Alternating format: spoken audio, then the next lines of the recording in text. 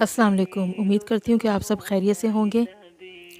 इंसान इतनी ज़्यादा नेकियां करके बड़ी मुशक्क़त से बड़ी सर्दी में उठकर वज़ू करके नमाज़ें पढ़ता है, कुरान पढ़ता है और गर्मियों में सख्त भूख प्यास बर्दाश्त करके सख्त गर्मी में रोज़े रखता है।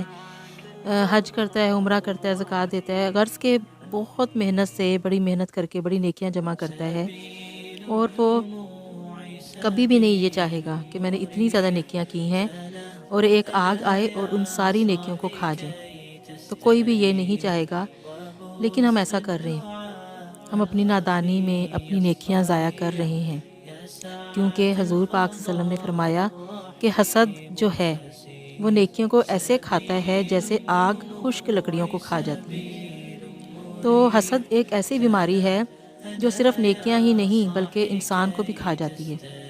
अब खुद सोच लें कि इंसान कितनी मेहनत से नेकियां जमा करता है, सारी उम्र लग जाती है नेकियां जमा करने में, लेकिन हसद जब इंसान के अंदर किसी के अंदर हसद जैसी बीमारी हो तो वो नेकियां भी खा जाएगी और नेकियां भी ख़त्म कर देगी और साथ-साथ इंसान को खा के उसको भी ख़त्म कर देगी। तो इंसान जो है वो अपनी सेहत का अपना जो होता है किसी की जलन में, किसी की कुड़न में अपनी सेहत का बेड़ा गर्क कर लेता है। तो हसद में जलता कुटता रहता है और मुख्तलिफ बीमारियों का शिकार हो जाता है। हसद जो है वो अल्लाह की तक़सीम पर एतराज़ करना होता है। यानी कि हम एक किस्म का नाउज़ुबिल्लाह अल्लाह ताला पे एतराज़ करते हैं कि अल्लाह ताला ने इस बंदे की किस्मत में इसको इतना ज़्यादा दे दिया, मुझे क्यों नहीं दिया? हालाँकि अल्लाह ताला ने हर बंदे की किस्मत में जो लिखा होता है वही उसको मिलता है। किसी को कम, किसी को ज़्यादा।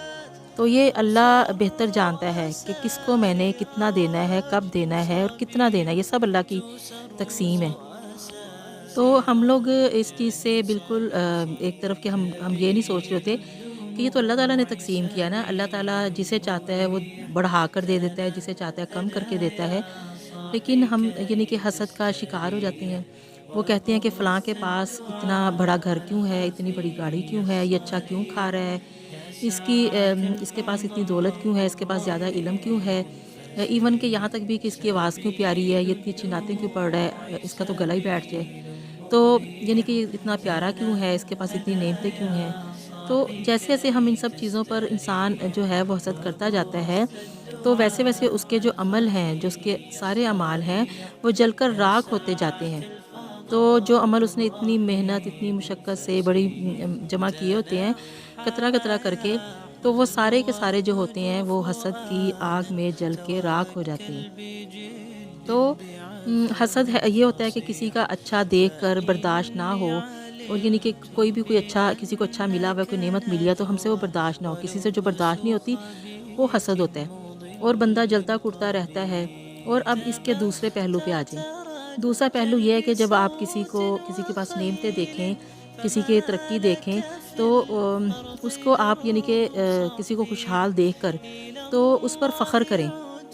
यानी कि ना इसके कि आप उससे जलें कुड़ें, बल्कि फ़ख्र करें और कोशिश क और दुआ करें, यानी कि कोशिश करें कि चलो इसने मेहनत की है, इसको मिला है या अल्लाह की तौफ़ीक से इसको मिला है, तो दुआ करें कि माशाअल्लाह अल्लाह ताला ने इसको इतनी नेमतें दी हैं, अल्लाह मुझे भी दे।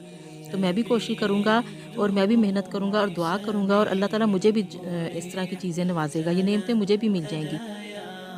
यानी कि इंसान किसी की खुशियों से मुतासिर हो, उस पर फ़ख्र करे और कहे कि अल्लाह ताला इसे दे और अल्लाह ताला मुझे भी दे ये सारी नेमतें। तो ये जो फ़ख्र होता है, ये उनकी खुशियों पर, उनकी नेमतों पर फ़ख्र होता है, एक किस्म का ये हसद नहीं होता।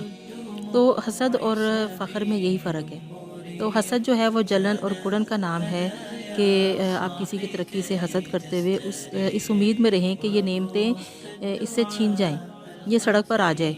और अब यानी कि ऐसी सोचों का आना, ऐसे ख़्याल सोचना हसद है। और ये जो हसद होता है ये नेकियां बर्बाद कर देता है। तो जो बंदा अल्लाह की तक़सीम पर राज़ी नहीं है, तो आप अब क्या ख़्याल करते हैं कि अल्लाह क्या उससे राज़ी हो जाएगा? जो अल्लाह से राज़ी नहीं है, जो अल्लाह की तक़सीम से राज़ी नहीं है कि अल्लाह ने इसे इतना क्यों दे दिया, मुझे कम क्यों दे दिया, तो जो अल्लाह पे एतराज़ कर रहा है, अल्लाह की तक़सीम से राज़ी नहीं है, तो वो ये कैसे ख़्याल कर सकता है कि अल्लाह उससे राज़ी हो जाएगा? तो जब वो अल्लाह से राज़ी नहीं है, तो अल्लाह तो किसी सूरत में उससे राज़ी नहीं होगा। तो आप किसी पर फ़ख्र करें और उस जैसा बनने की कोशिश करें और दुआ करें, तो ये जो होता है ये अच्छी चीज़ है। لیکن کسی سے جلنا کوڑنا اور اس سوچوں میں رہنا کہ اس کو کیوں ملا، مجھے کیوں نہیں ملا اور اس سے کب چھین جائے گا، یہ حسد ہوتا ہے۔ ہمیشہ یہی کہنا چاہیے کہ اللہ نے اس پر کرم کیا ہے، اس پہ اپنا فضل کیا ہے، اس پہ اپنا رحم کیا ہے، تو کوئی بات نہیں، اللہ تعالیٰ آپ اس کے اوپر اپنا رحم کرم جاری رکھیں۔ اللہ میاں آپ ہمارے اوپر بھی رحم کریں، ہمارے اوپر بھی اپنا فضل کریں، تو انسان اس طرح کی دعائیں مانگے تو وہ میری امی ہمیشہ اللہ تعالیٰ ان کے اوپر اپنی رحمت کا سایہ کرے۔ وہ جب بھی کسی کو دیکھتی تھی وہ کہتی تھی، نعمتوں کو دیکھ کے نا وہ ہمیشہ دعا دیتی تھی، وہ کہتی تھی اللہ تھانوں ہنڈانا نصیب کرے، اللہ تھانوں کسی کی نعمت کو دیکھ کے اللہ میں کہتی وہ ہمیشہ کہتی تھی میری امی کہ اللہ تعالیٰ تھانوں ہنڈانا نصیب کرے اور تھانوں اور زیادہ دوے۔ اور وہ دعا کرتی تھی، کہتی تھی اللہ انہاں نوں بھی ہنڈانا نصیب کرے تو اللہ سانوں بھی دوے تے سارے نوں دوے، سارے عالم نوں دوے اللہ تعالیٰ۔ تو ہمیشہ ایسی دعا کرنی چاہیے کہ برکت کی دعا کرنی چاہیے کسی کی نعمتیں دیکھ کے، اور ان کو یہ دعا دینی چاہیے کہ اللہ تم لوگوں کو یہ استعمال کرنا، اس کے اوپر اس کو ہنڈانا نصیب کرے۔ وہ پنجابی میں کہتے ہیں نا کہ ہانڈی سڑے گی تے اپنے ہی کنڈے ساڑے گی نا، تو یعنی کہ جب ہانڈی سڑے گی زیادہ سڑتی ہے تو وہ اپنے ہی اس کے کنارے ہوتے ہیں وہ جلنے لگ پڑتے ہیں۔ تو انسان یہ نہ سمجھے کہ میں اگر کسی سے جل رہا ہوں کوڑ رہا ہوں تو میں اس کا نقصان کر رہا ہوں، وہ اپنا ہی نقصان کر رہا ہوتا ہے، تو وہ اپنے آپ کو ہی اندر سے جلا رہا ہوتا ہے، اپنے آپ کو اندر سے ساڑ رہا ہوتا ہے، اپنے عملوں کو بھی ساڑ رہا ہوتا ہے، اپنے آپ کو بھی ساڑ رہا ہوتا ہے۔ تو اسی لیے اس کو اس جلن سے کوڑن سے باہر آنا چاہیے اور دعائے خیر کرنی چاہیے۔ اللہ تعالیٰ اپنے خزانہ غیب سے ایسے بندے کو بہت زیادہ نوازتا ہے جو کسی کی کامیابی اور ترقی دیکھ کر خوش ہوتا ہے اور اسے دعا دیتا ہے اور اس پر حسد نہیں کرتا۔ تو حسد ایک ایسا احساس ہے جو اپنے رکھنے والے کو سب سے زیادہ تکلیف پہنچاتا ہے۔ جو حاسد ہوتا ہے وہ خود بھی جلتا کڑتا رہتا ہے اور اپنے عملوں کو بھی جلا کر راکھ کر دیتا ہے۔